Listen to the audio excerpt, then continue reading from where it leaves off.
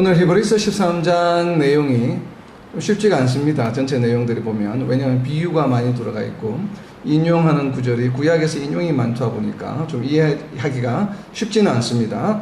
히브리서 12장 중반부부터 지금 13장까지는 권면의 말씀이죠. 그래서 히브리서 12장 중반부터는 수직적인 관계, 하나님과 우리들과의 관계에서 관한 권면의 말씀이라고 한다면 히브리서 13장 1절부터는 이제 수평적인 관계에 있어서의 어떤 권면의 말씀으로 보여집니다. 특별히 저는 히브리서 13장 7절부터 16절까지를 하나의 단락으로 이렇게 나누고 싶은데 내용을 전체적으로 7절부터 16절까지 하나로 보고 이해를 하는 것이 훨씬 내용을 이해하기가 좀 수월합니다. 그런데 이제 제가 권면의 말씀이라고 말씀을 드린 것처럼 우리에게 삶 가운데 적용하기 위해서 무엇을 어떻게 하라라고 하는 말씀을 이렇게 끄집어내려고 하다 보니까 이제 여러 단락으로 7절부터 16절을 네 단락으로 지금 나눈 것이죠. 그래서 우선 7절과 8절을 하나의 단락으로 이제 서브 단락이겠죠. 서브 단락으로 나누었고, 그리고 사실은 7절, 8절, 그리고 9절부터 16절까지 이렇게 또 두 단락으로 나누어질 수가 있는데 9절부터 16절까지는 다시 또 그 안에서 서브 단락으로 세 단락으로 이렇게 나누었습니다. 그래서 오늘은 이 8절을, 원래 8절은 7절에 포함되어 있지만 8절부터 시작해서 13절까지 저희가 같이 전체적으로 한번 묵상을 해보려고 합니다. 그렇지 않게 되면 내용을 이해하기가 상당히 좀 어려운 부분들이 있습니다, 오늘은. 그래서 특별히 이제 8절을 봅니다. 히브리서 13장 8절입니다. 히브리서 13장 8절은 우리가 잘 아는 내용인데 왜 이 말씀을 특별히 히브리 기자가 히브리서 13장에 포함을 시켰을까? 그것을 한번 묵상하면서 한번 표시를 해보시기 바랍니다. 히브리서 13장 8절입니다. 예수 그리스도는 어제나 오늘이나 영원토록 동일하시니라. 아멘. 왜 히브리 기자는 여기서 언급하고 있을까요? 아마 관련된 설교를 많이 이제 보시기도 하셨을 거예요. 유튜브에 나와 있는. 왜 13장 8절 말씀, 예수 그리스도는 어제나 오늘이나 영원토록 동일하시다라고 하는 이 말씀을 히브리 기자는 지금 여기 히브리서 거의 결론 부분, 마지막 부분에서 과연 꺼내고 있을까요? 왜 이 말씀을 하고 있을까요? 뭐 때문에 이 말씀을 하고 있겠습니까? 다르게 이제 질문을 하면 예수 그리스도는 어제나 오늘이나 영원토록 동일하시다고 하는 것은 어떤 의미일까요? 예수는 하나님입니다. 예수님은 하나님입니다. 바로 그 얘기죠. 자, 이 얘기 힌트를 얻을 수 있는 것이 그 옆에다 적어 놓으세요. 계시록 1장 4절입니다. 계시록 1장 4절과 어떤 연관 관계가 있는지를 한번 보시기 바랍니다. 계시록 1장 4절입니다. 계시록 1장 4절 말씀. 요한은 아시아에 있는 7 교회에 편지하노니 이제도 계시고 전에도 계셨고 장차 오실 이와 그의 보좌 앞에는 7 영과. 아멘. 자, 여기에 나와 있는 말씀과 히브리서 13장 8절과 내용이 동일한 내용이 어떤 내용입니까?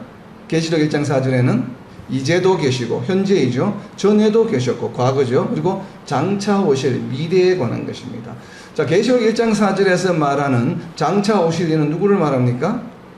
바로 성부 하나님이시죠. 우리가 예수님이라고들 많이 생각을 하는데 뒤에 1장 4절과 5절에 보면 1장 4절에는 그 다음에 나오는 건 7 영이고 5절에는 성자 예수님에 관한 이야기가 있죠. 그래서 계시록 1장 4절과 5절은 성부 하나님과 성령과 예수님에 관한 삼위일체에 관한 표현입니다. 그렇기 때문에 계시록 1장 4절 앞에 나와 있는 부분은 이제도 계시고 전에도 계시고 장차 오실 일에 마치 우리가 예수님처럼 보여지는데 실제로 성부 하나님으로 저는 이해가 됩니다. 그리고 뒤에 나오는 7 영, 성령과 5절에 이어지는 성자 예수님, 삼위일체 하나님에 관한 표현으로 이해가 됩니다. 왜 제가 이렇게 해석을 하는가는 지금부터 이제 그 연관성을 말씀을 드리려고 합니다. 그래서 계시록 1장 4절에 장차 오실 이, 이제도 계시고 전에도 계셨고 하는 분이 성부 하나님이라고 우리가 한다라고 한다면 히브리서 13장 8절에 나와 있는 예수 그리스도는 어제나 오늘이나 영원하다, 영원히 동일하다. 즉 이제도 계시고 전에도 계셨고 장차 오실이다라고 하는 말씀과 동일한 말씀이죠. 즉 다시 말하면 예수님이 곧 하나님이시다라고 하는 표현이죠. 자, 이 말씀을 하기 위함입니다. 그렇다면 의문이 생기죠. 계시록은 히브리서보다 뒤에 기록이 되어 있는데 우리가 이제 일반적인 우리의 신학적 이론은 히브리서가 계시록보다는 먼저 기록된 것으로 이해가 됩니다. 다수의 의견은 어떤 분은 계시록을 또 70년대 기록된 분이라고 이제 주장하시는 학자들도 있기 때문에 어찌되었든 일반적으로는 히브리서가 계시록보다는 먼저 기록된 것으로 우리가 이해하고 있습니다. 그렇게 된다면 계시록 1장 4절에 있는 말씀이 성부 하나님에 관한 이야기라면 히브리서 13장 8절에 있는 말씀과 어떻게 우리가 연관관계를 가짐으로 해서 예수 그리스도가 하나님이시다고 할 수 있을까라는 의문이 생기는데, 그렇기 때문에 히브리 기자가 바라보는 예수 그리스도에 대한 개념이에요. 그래서 히브리 기자는 예수 그리스도를 어제도 계셨고 이제도 계시고 전에도 계셨고, 그러니까 장차 오십니다. 그러니까 어제나 오늘이나 영원한 존재로 인지하고 있습니다. 히브리 기자는 이것을 어디에서 저희가 알 수 있냐면 히브리서 앞으로 넘기셔서 1장에 나와 있습니다. 이미 히브리서 가장 먼저 1장에 나와 있던 천사보다도 뛰어나신 분이 바로 예수님이다라고 하는 설명하는 부분에서, 그 섹션에서 히브리서 1장 11절과 12절에 이미 예수님은 영원한 존재라고 하는 것을 표현하고 있죠. 그래서 그 옆에다가 히브리서 13장 8절 옆에다가 히브리서 1장 11절이라고 적어 놓으세요. 11절과 12절입니다. 자, 히브리서 1장 11절입니다. 그것들은 멸망할 것이나, 자, 여기서 말하는 그것들은 무엇을 말하는가 하면 바로 앞에 나와 있는 땅과 하늘입니다. 땅과 하늘. 창조되었던 땅과 하늘은 멸망할 것이나 오직 주는 영존할 것이요. 여기서 주는 예수님입니다. 오직 주는 영존할 것이요. 여기서의 그것들은 땅과 하늘이죠. 땅과 하늘은 다 옷과 같이 낡아지리니 의복처럼 갈아입을 것이요. 그것들은 옷과 같이 변할 것이나 주 예수님은 여전하여 연대가 다함이 없으리라 하였으나, 바로 히브리서 1장에 이미 예수님은 영원한 존재라고 하는 것을 표현하는 가운데서 무엇과 비교하였습니까?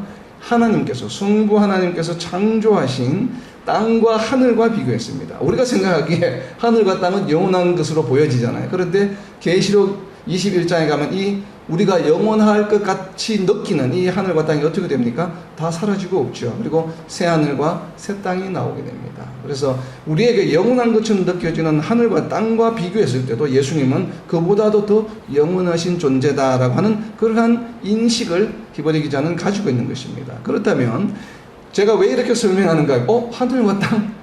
여기서 말하는 그것들, 히브리서 1장 11절에서 말하는 땅과 하늘과 과연 예수님을 비교한 것인가? 그럼 이것과 하나님과 어떤 관계가 있는가 하는 이 말씀은 왜 제가 이렇게 설명을 하는가 하면, 히브리 기자가 자기의 생각으로 지금 하늘과 땅과 예수님을 비교한 것이 아니에요. 구약의 말씀을 인용한 말씀입니다. 자, 히브리서 1장 11절과 12절 옆에다 적어 놓으세요. 시편 102편 26절과 27절 말씀을 그대로 인용한 것입니다. 그래서 히브리 기자가 지금 신약의 개념으로 이야기한 것이 아니고, 이 땅과 하늘이 멸망하는 것과 영원한 이 영속성, 영원성을 비교한 것은 이미 구약에서 나온 개념입니다. 그리고 히브리 기자가 구약에 능통한 분이고, 또 히브리서를 수신하고 있는 성도들 또한 유대인 크리스찬들이기 때문에 구약에 능통한 사람들이죠. 대부분이 다. 그러다 보니까 이 말씀을 인용한 것이에요. 그대로.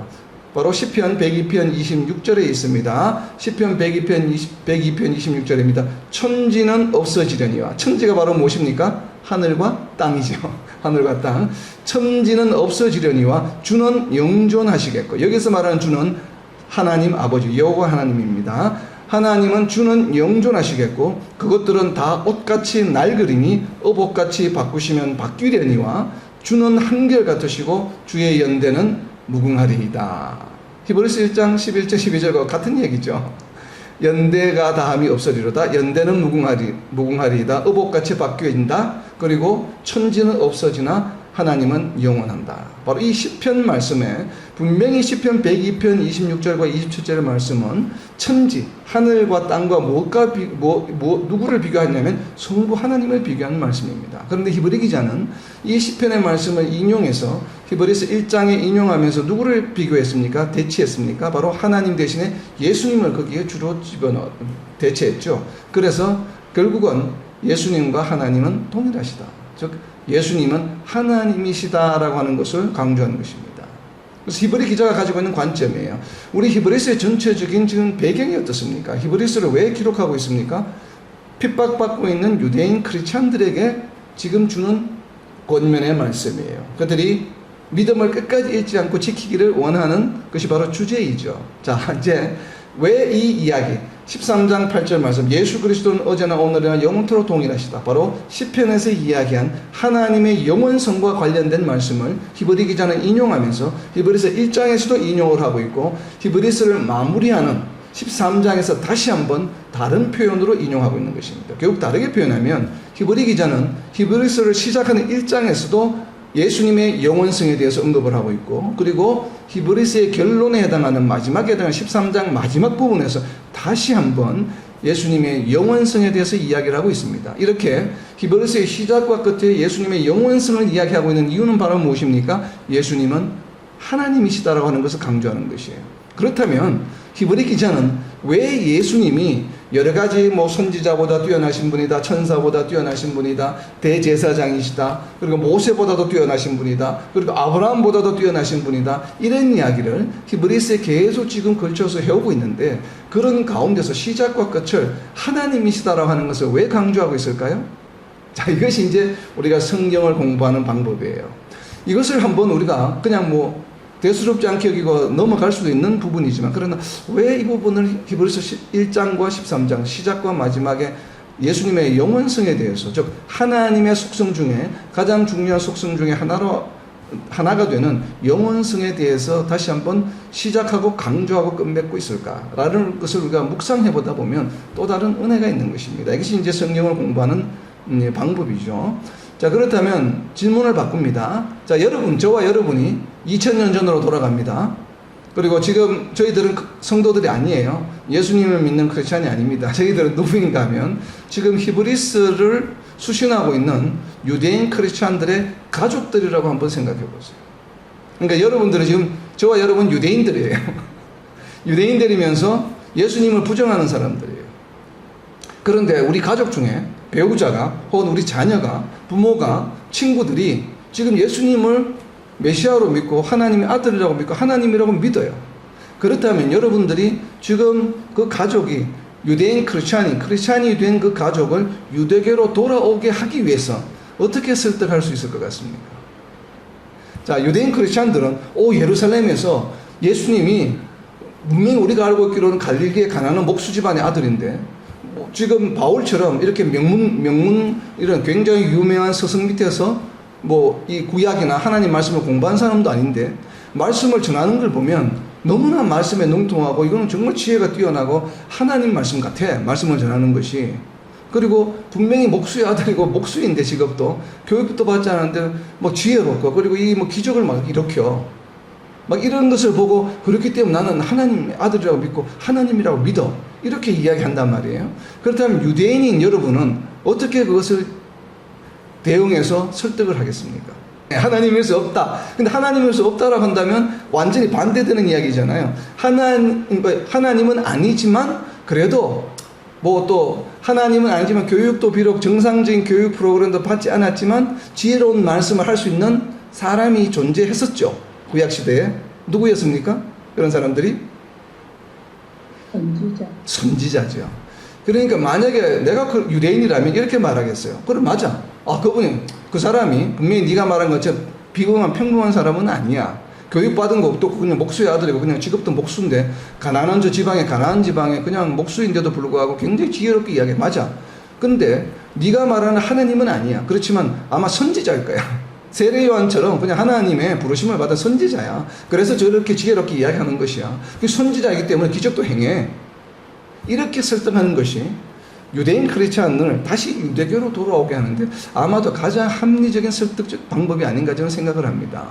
무조건 믿지 마. 그 사람은 이단이야. 아니면 저런 사람이 아니야. 라고 이렇게 이야기하면 당연히 반발이 들겠죠. 그런데 맞아. 네가 말하는 것처럼 평범한 사람은 아니지만 하나님은 부르심을 받은 선지자 같아. 그러니까 선지자라고 하는 것과 하나님이라고 하는 것은 완전히 다른 이야기죠. 그리고 선지자야. 그냥 선지자로만 네가 그냥 믿어. 그냥 지혜로운 선지자이기 때문에 그 말씀을 믿고 그냥 따라. 선지자야. 그렇지만 하나님은 아니야. 그러니까 너는 유대인으로서 유대인의 우리가 섬기는 선지자들 중에 모세나 엘리야나 엘리사처럼 그런 세례 요한처럼 선지자의 한 사람으로 네가 존경하고 그냥 따라. 그렇지만 우리가 지금 이야기하는 우리가 지금까지 지켜온 유대 전통, 날마다 번제를 드리고 죄를 지었을 때 속죄제를 드리고 이런 거는 우리가 계속 해야 돼. 죄사함을 받으려면. 그러니까 네가 지금 뭐 예수님이 하나님 아들이라고 해서 죄사함을 받았다고 제사를 안 드리고 하는 거는 잘못된 거야. 이렇게 설득을 하겠죠. 만약 이렇게 설득을 했다고 한다면 아마도 유대인 크리스찬 중에 일부는 그 설득에 아마 좀 현혹되었을 가능성이 있어 보입니다. 그렇기 때문에 히브리 기자는 명확하게 예수님은 하나님이 부르신 선지자가 아니다라고 하는 것. 하나님으로부터 부름을 받은 선지자가 아니라 바로 하나님 그 자체이시다. 하나님의 본성과 동일한 본성을 가지고 있다는 것을 강조하는 것으로 보여집니다. 그렇기 때문에 이 13장 8절의 말씀은 바로 예수님은 하나님이시다라고 하는 것을 강조하기 위해서 보여진 말씀으로 저는 생각이 됩니다. 엘링 월스라고 하는 신학자는 이 13장 8절 말씀을 이렇게 해석을 했습니다. 이전 세대와, 그러니까 구약 시대겠죠. 현 세대와 그리고 장차 도래할 세대들에 대한 영원한 제사장이다. 그러니까 죄사함을 일으켜주는 영원한 제사장. 이미 히브리서에 나왔죠. 멜기세덱의 반차를 따르는 대제사장으로서 아론의 반차와는 뛰어나신 분이다라고 하는 것을 히브리 기자는 이미 이야기하고 있죠. 그 부분에 대한 다시 한번 설명하고 있는 것으로 이렇게 해석을 했습니다. 이 해석에도 저는 공감이 일부 되기는 합니다. 엘링 워스라고 하는 신학자가 왜 이 이야기를 하고 있는가 하면 뒤에 이어져 나오는 얘기들 때문에 그래요.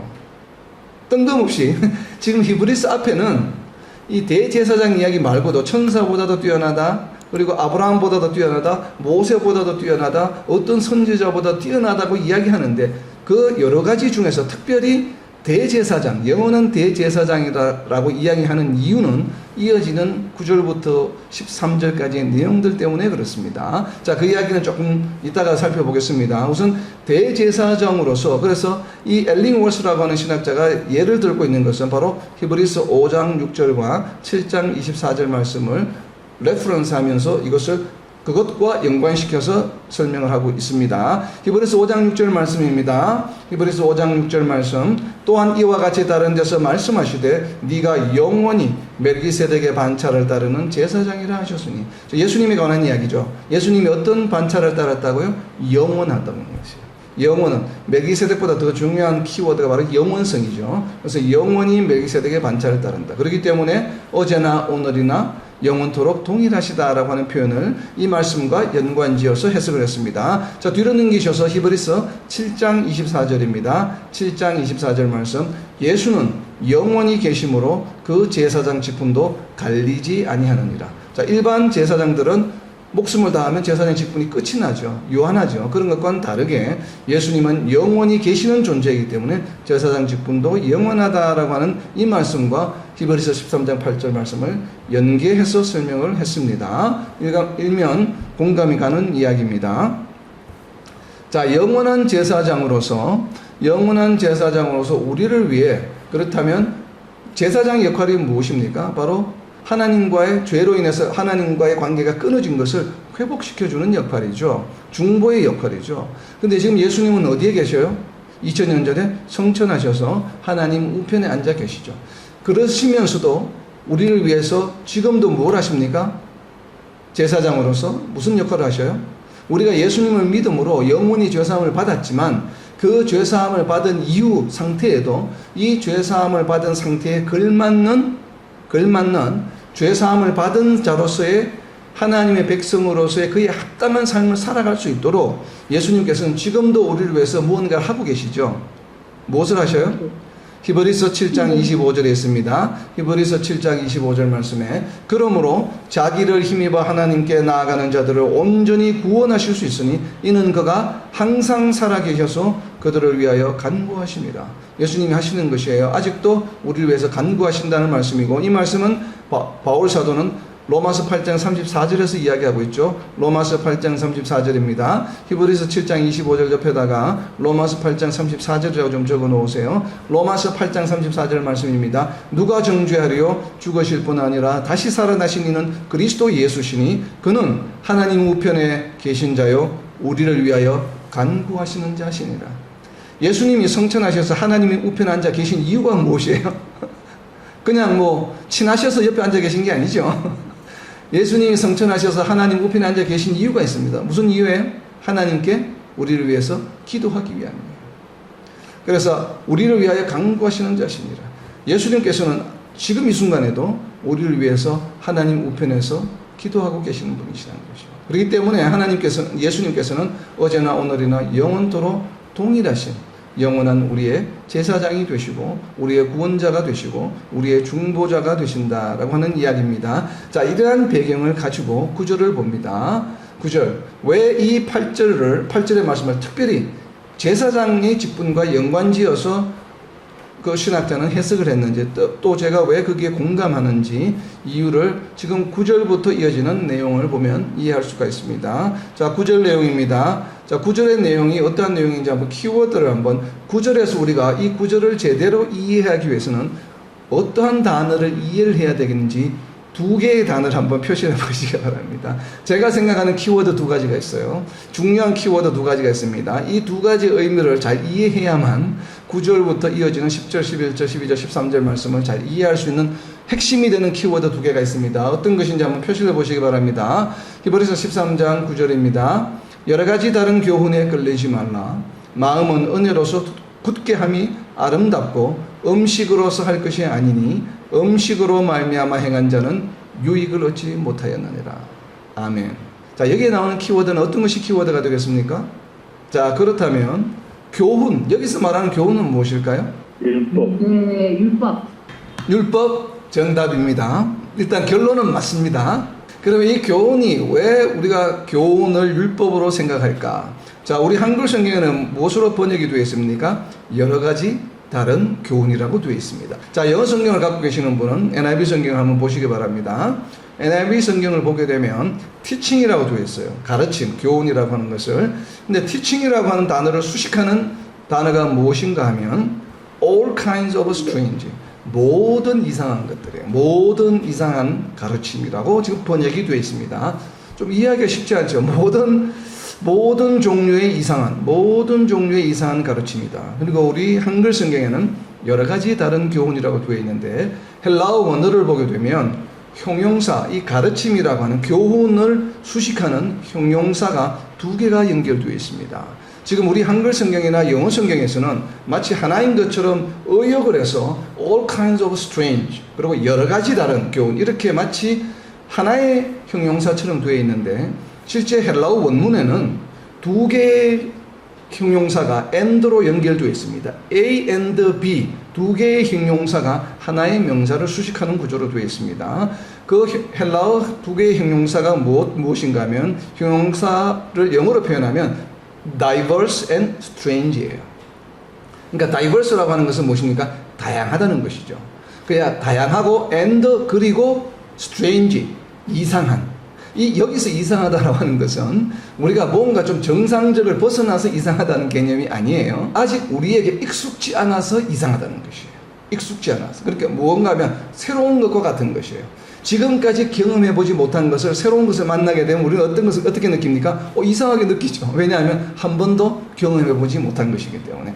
한 번도 경험해보지 못하였다는 의미에서의 이상한 것이에요. 어브노멀하다는 얘기가 아니에요. 노멀한 것이 정상적이 아니라서 야 이상한 행동이네 이런 것이 아니고 여기서 스트레인지하다고 하는 것은 낯설다는 것입니다. 아직 익숙지 않다는 것이에요. 그죠? 우리가 한 번도 가보지 못한 장소에 가게 되면 익숙하지 않죠. 바로 그런 느낌을 말하는 헬라어 원어입니다. 스트레인지예요. 그래서 아주 다양하고 스트레인지, 이상한. 그래서 여기에 보면 여러 가지 다른 교훈이다라고 이렇게 해석을 지금 하고 있습니다. 자, 그렇다면 여러 가지 다른 교훈, 다양하고 이상하다라고 하는 이 표현을 보게 되면 과연 이 교훈이 무엇일까? 이 브루스라고 하는 신학자는 이렇게 해석을 했습니다. 브루스라고 하는 신학자는 여러 가지 다른 교훈을 무엇으로 생각을 했냐면 고린도전서 8장 8절에 나오는 것으로 해석을 했습니다. 고린도전서 8장 8절, 고린도전서 8장 8절과 로마서 14장 17절을 예를 들었습니다. 이 두 개의 성경 구절을 예를 들면서 여러 가지 다른 교훈은 아마도 이것과 같을 것이다, 이것과 연관이 있을 것이다 라고 해석을 했습니다. 그렇게 한 이유는 있습니다. 바로 구절에 나와 있는 음식이라고 하는 단어 때문에 그렇습니다. 자, 그래서 우리가 13장 9절을 이해하는데 중요한 키워드가 되는 것 중에 하나가 바로 음식입니다. 그래서 음식에다 동그라미를 쳐놓으세요. 자, 두 개 중에 하나입니다. 음식. 음식이 중요한 키워드입니다. 이 음식을 어떻게 해석하느냐에 따라서 여러 가지 다른 교훈에 대한 해석이 달라집니다. 그래서 이것이 키워드가 되는 것이죠. 자, 브루스라고 하는 신학자가 해석한 것은 고린도전서 8장 8절을 예를 들었습니다. 고린도전서 8장 8절입니다. 음식은 우리를 하나님 앞에 내세우지 못하나니 우리가 먹지 않는다고 해서 더 못 사는 것도 아니고 먹는다고 해서 더 잘 사는 것도 아니니라. 자, 이것은 무엇에 관한 이야기인가 하면 고린도 교회 성도들이 우상에게 바친 제물을 먹을 거냐 말 거냐에 관한 이야기예요. 그런 이야기 중에 나오는 이야기입니다. 그와 동일한 이야기가 로마에 있는 교인들에게도 로마 교회에도 동일한 문제가 있었습니다. 그래서 로마서 14장 17절을 예로 들었습니다. 로마서 14장 17절입니다. 자, 고린도전서 8장 8절 옆에다가 적어놓으세요. 로마서 14장 17절 동일한 말씀이에요. 로마서 14장 17절입니다. 하나님의 나라는 먹는 것과 마시는 것이 아니요 오직 성령 안에 있는 의와 평강과 희락이라. 이 이야기도 마찬가지로 우상에게 바친 제물을 먹는 성도들과 먹지 않는 성도들 간의 갈등의 문제예요. 먹어도 된다. 그래서 바울 사도는 믿음을 먹는 것은 괜찮다. 그리고 먹는 것이 하나님 나라와 연관이 없다라고 해서 이제 로마서 14장 17절을 말씀하신 것이죠. 그리고 고린도 교회 성도들에게는 고린도전서 8장 8절의 말씀을 이야기한 것입니다. 이 말씀을 인용하면서 여기에 나오는 여러 가지 다른 교훈은 바로 무엇인가 하면 우상에게 바친 제물을 먹어도 된다라고 가르치는 교훈으로 브루스라고 하는 신학자는 해석을 했습니다. 저는 뭐 틀렸다고는 말하고 싶지 않습니다. 왜냐하면 그럴 가능성이 충분히 있기 때문에.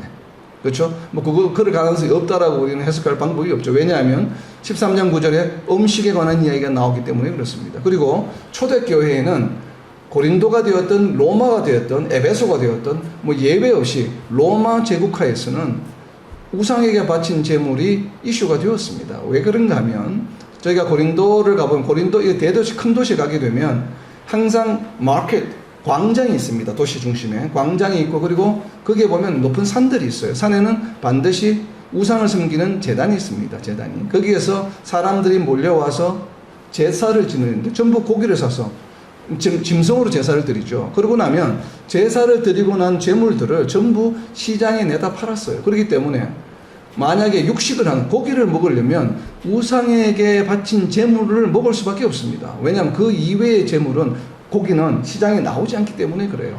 로마 제국 당시에는. 그래서 이 번제를 제사를 드렸던 제물이 전부 시장에 나와서 팔려요. 그러다 보니까 뭐 유대인들도 마찬가지고 유대인 크리스천들도 고기를 먹는 사람들은 거기서 사다 먹을 수밖에 없는 상황이에요. 상황이. 그러다 보니까 거기에 대한 논쟁이 모든 초대교회에 있었습니다.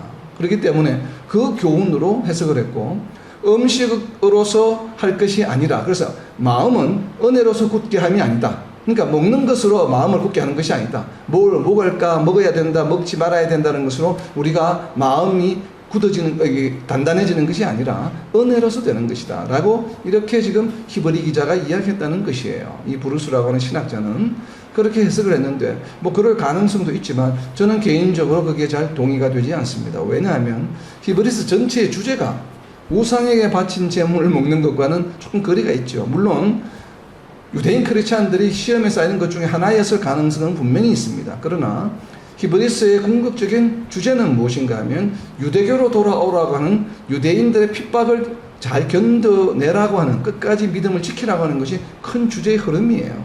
그래서 그 흐름에 비추어 보다 보면 이 음식은 우상에게 바친 제물을 먹느냐 먹지 않느냐라고 하는 이야기보다는 바로 뒤에 나오는 히브리서 13장 10절과 11절에 나오는 내용과 9절에 나오는 음식과 연관이 있는 것으로 보여집니다. 연관이 있는 것으로 제가 생각하는 이유는 바로 무엇인가 하면 9절에 있는 또 다른 키워드 하나 때문에 그렇습니다.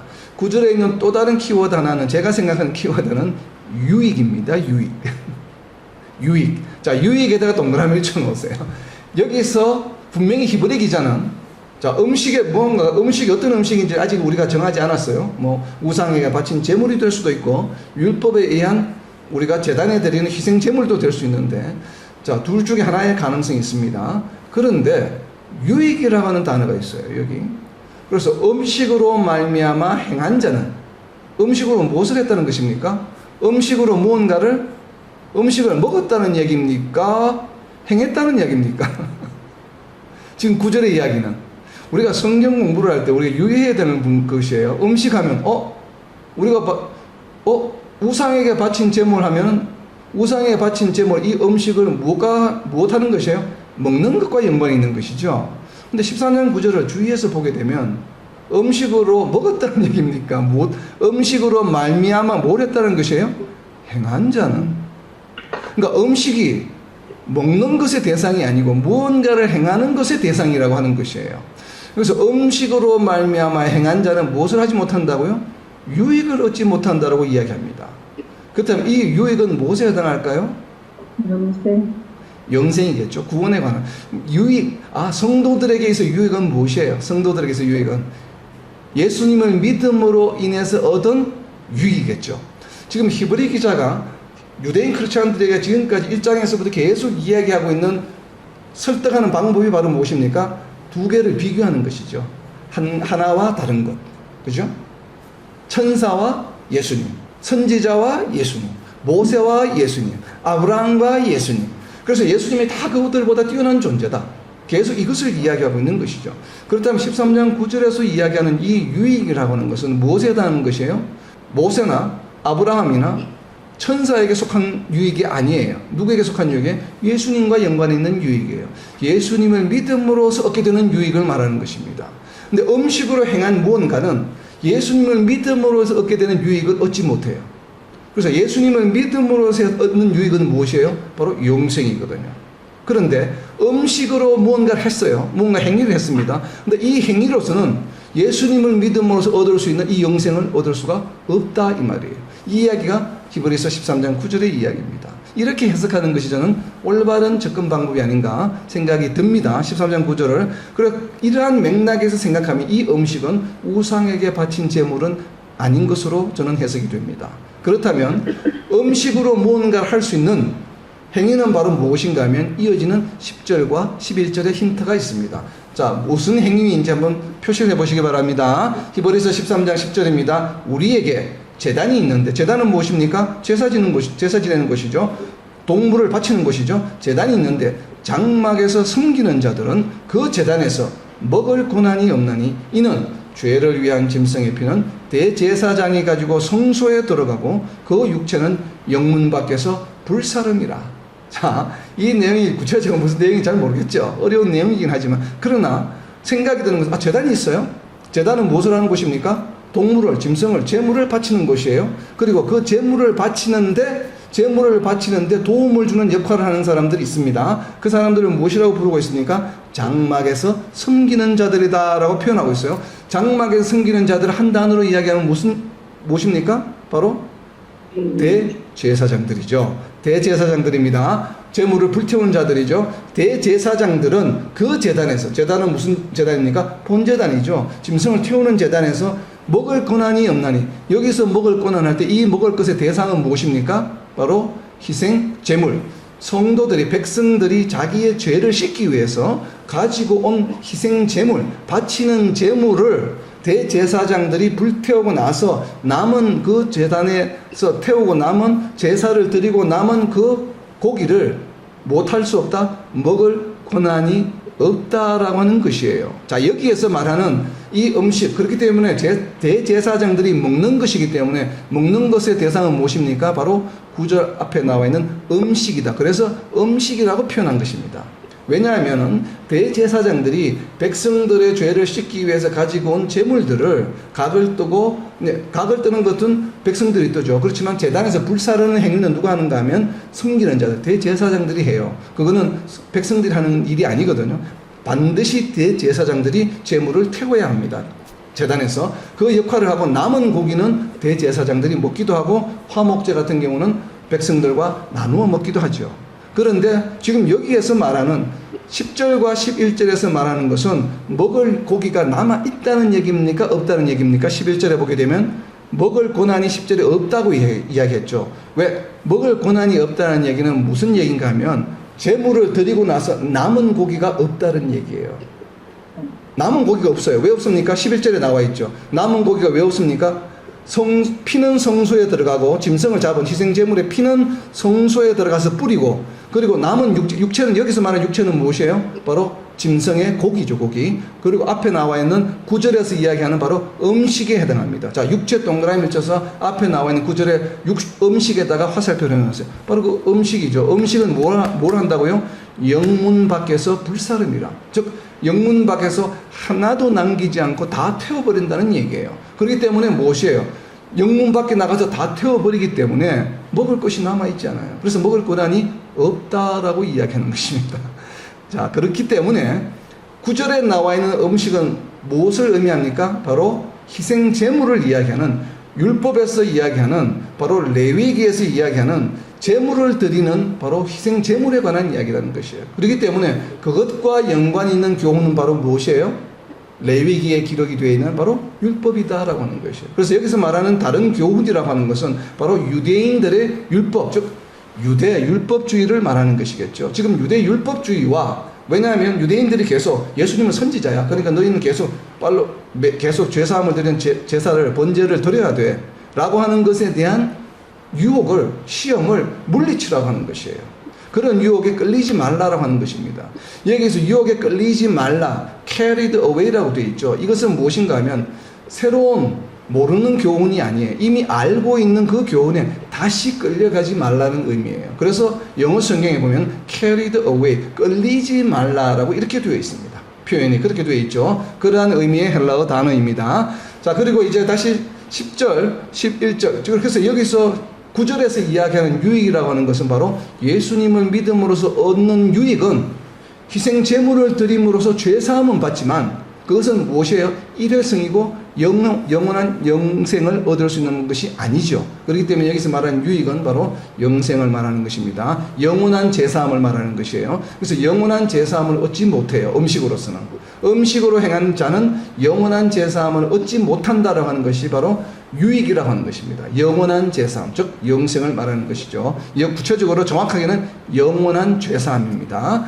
그리고 자, 이어지는 13장 10절과 11절에서 이야기했던 이 이야기는 왜 제가 방금 나눈 유익이 영원한 제사함, 영생이라고 이야기하는가 하면, 히브리서 13장 10절과 11절에 기록이 되는 이 내용은 신약의 내용이 아니에요. 바로 구약에 나와 있는 내용을 그대로 인용하고 있는 것입니다. 자, 히브리서 13장 10절과 11절 옆에 적어 놓으세요. 레위기 16장 27절의 내용입니다.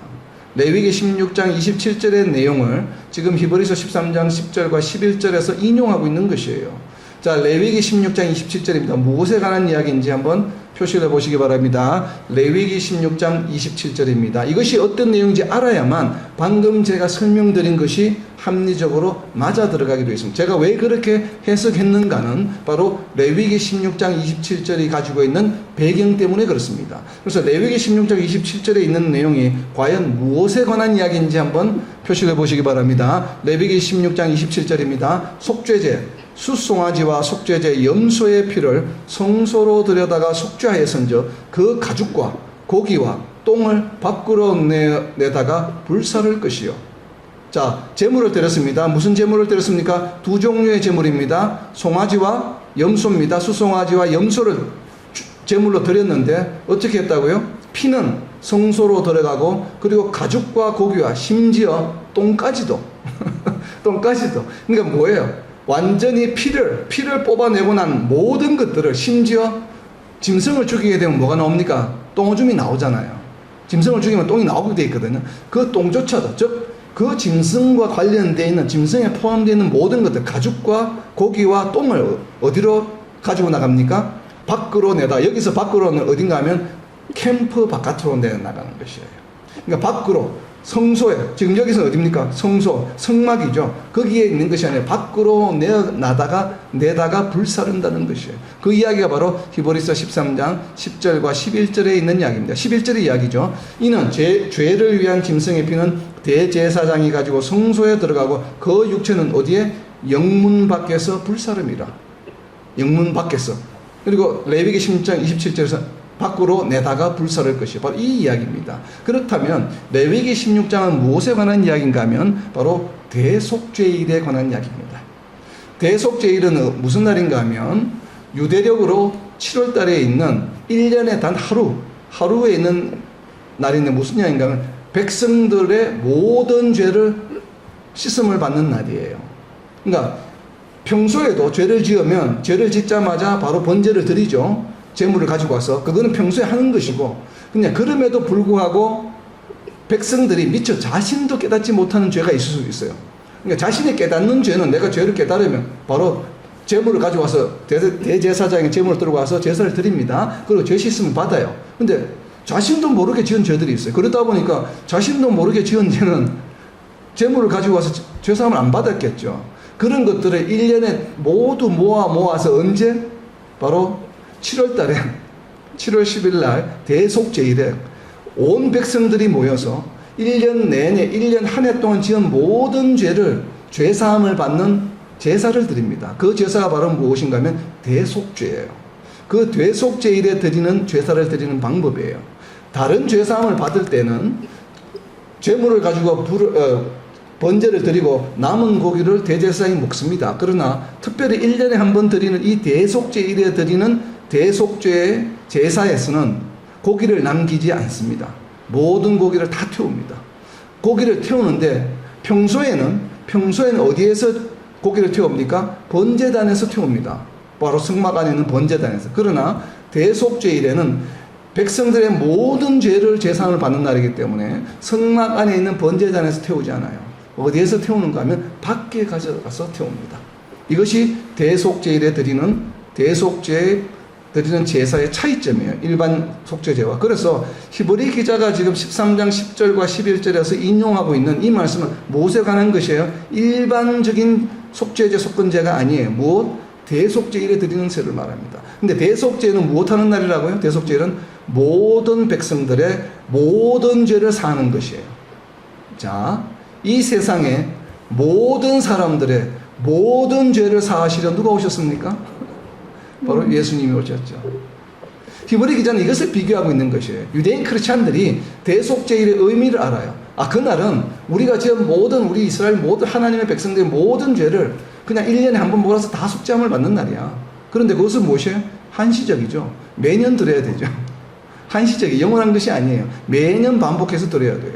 그렇지만 예수님으로 인해서 죄사함을 받는 것은 어때요? 한 번으로 끝나요. 영원한 제사장.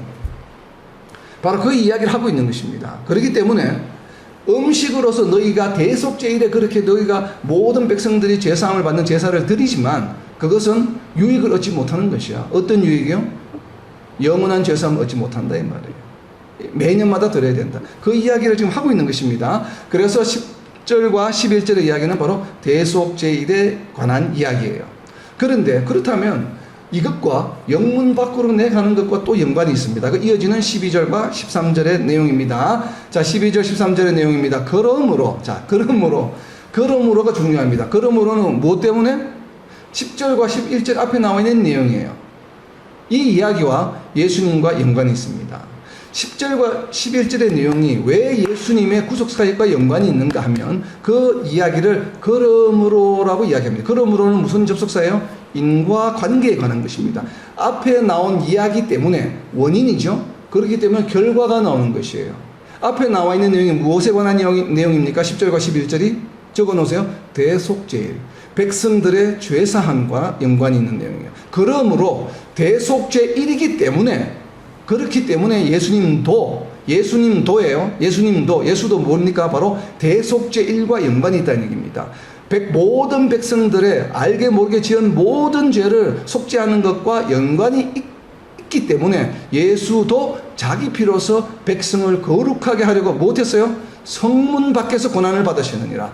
자, 이것이 중요합니다. 왜 예수님께서 예루살렘 성 안에서 십자가에 돌아가시지 아니하시고 예루살렘 성을 벗어나서 골고다에서 십자가에서 돌아가셨는가? 왜 거기서 골고다 언덕길을 올라가시면서 채찍질을 당하시고 고난을 당하셨는가 하는 것을 지금 설명하는 겁니다. 히브리 기자가. 왜 예수님께서 예루살렘 성 안에서 돌아가시지 않고 왜 성 밖에서 고난을 당하셨는가?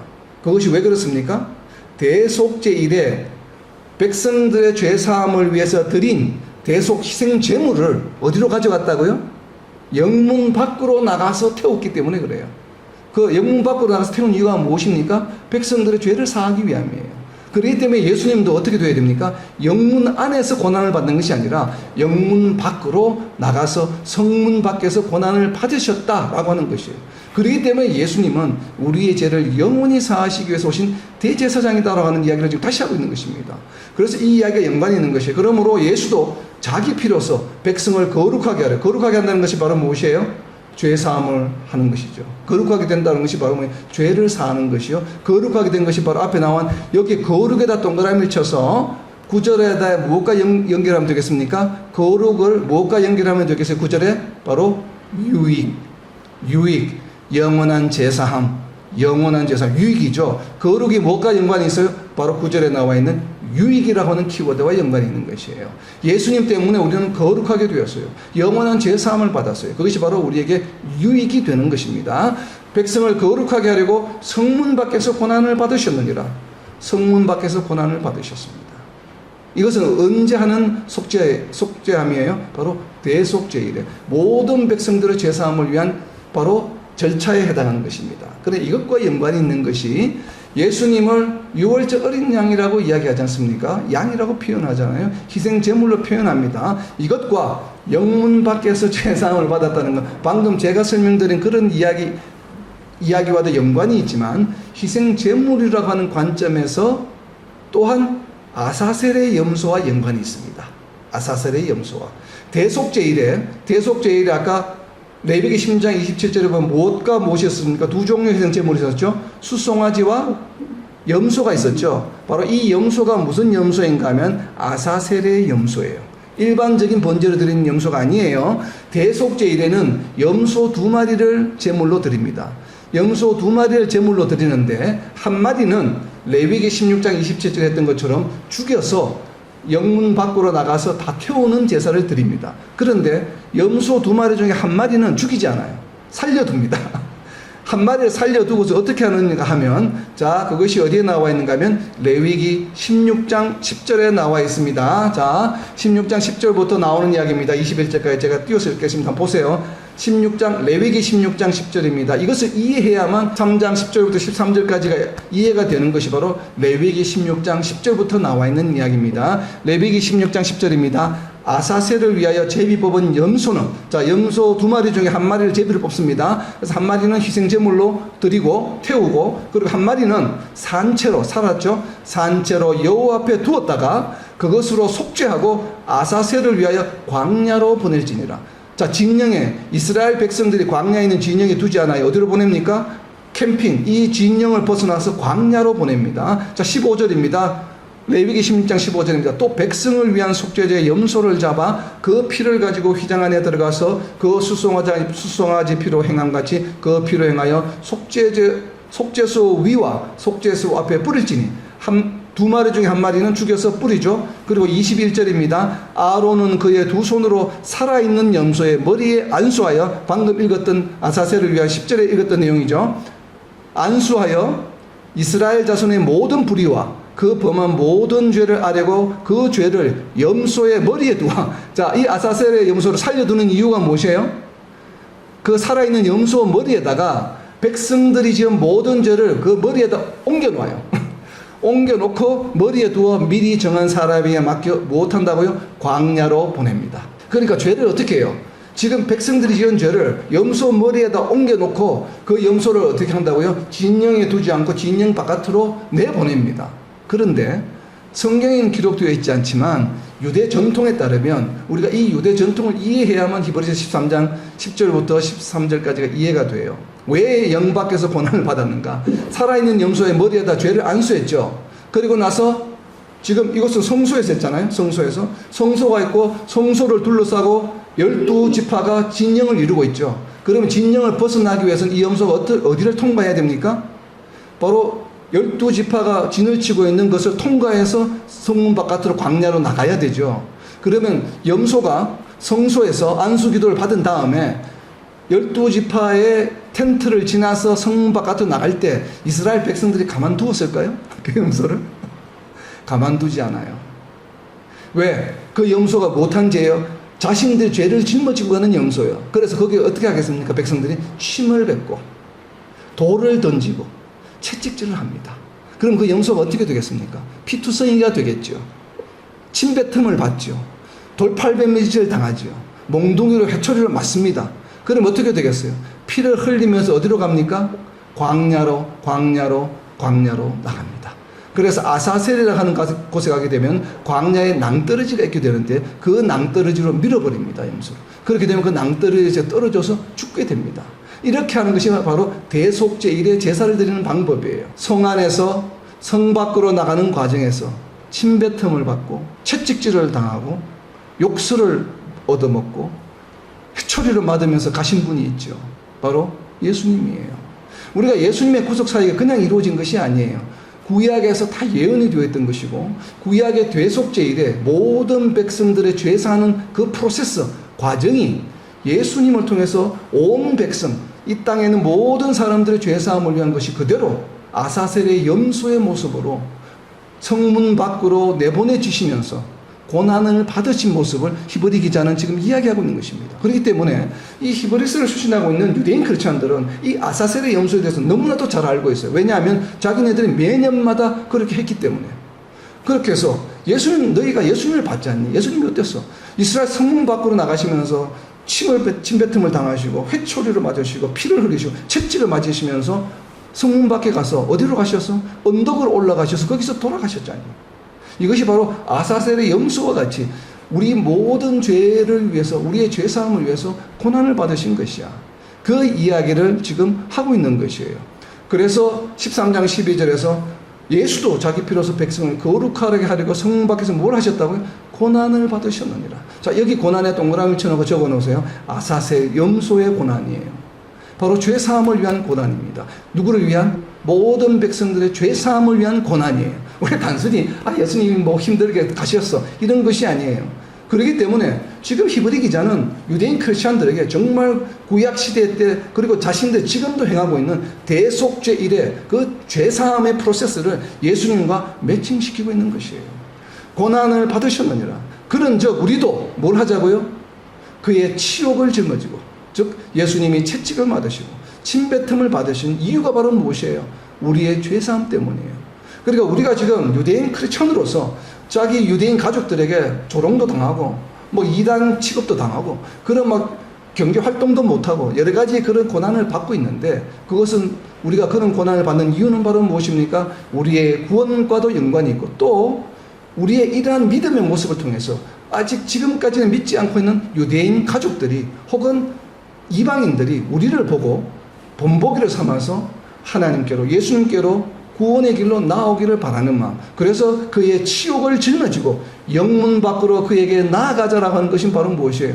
우리가 끝까지 믿음을 지켜서 복음의 축복의 통로의 역할을 잘 감당하자라고 하는 것이에요. 만약 우리가 여기에서 너희들 유대인 가족들에게 굴복해서 유대교로 돌아간다면 과연 어떻게 되겠니? 그러니까 아사셀의 염소처럼 우리가 지금 고난받는 것은 아사셀의 염소의 역할을 하고 있는 것이야. 그러니까 치욕을 당하고 순환을 당하고 뭐 조롱을 한달지라도 끝까지 믿음을 지켜서 아사셀의 염소처럼 희생의 그 고난의 길을 가진 예수님과 더불어서 우리도 동일한 길을 감으로 인해서 축복의 통로 역할을 잘 감당하자라고 하는 것이 바로 히브리 기자가 이야기하고 있는 12절과 13절, 즉 지금 앞에 나와 있는 7절부터 쭉 이어져 오는 이야기입니다. 그래서 정말 예수님이 가신 그 길을 가는, 그리고 정말 이러한 것, 우리도 이 세상 가운데 살아갈 때에 얼마나 많은 순환과 조롱거리를 당할 때가 있습니까? 특히 우리 형제들에게 조롱거리를 당할 때가 있습니다. 또 순환을 당할 때가 있습니다. 직장 생활을 할 때 내가 불이익을 당할 때가 있습니다. 사업을 하다 보면 또 믿음 때문에 불이익을 당할 때가 있습니다. 그렇지만 우리는 그러한 힘든 일들, 부정적인 일들, 치욕들을 짊어지고 나아가야 되는 이유는 바로 무엇이에요? 우리가 바로 구원의 축복의 통로의 역할을 잘 감당하기 위함인 것을 잊지 않고 정말 삶 가운데 승리하는 저와 여러분 그리고 이 땅의 모든 하나님의 백성들이 되시기를 예수님의 이름으로 선포합니다. 아멘.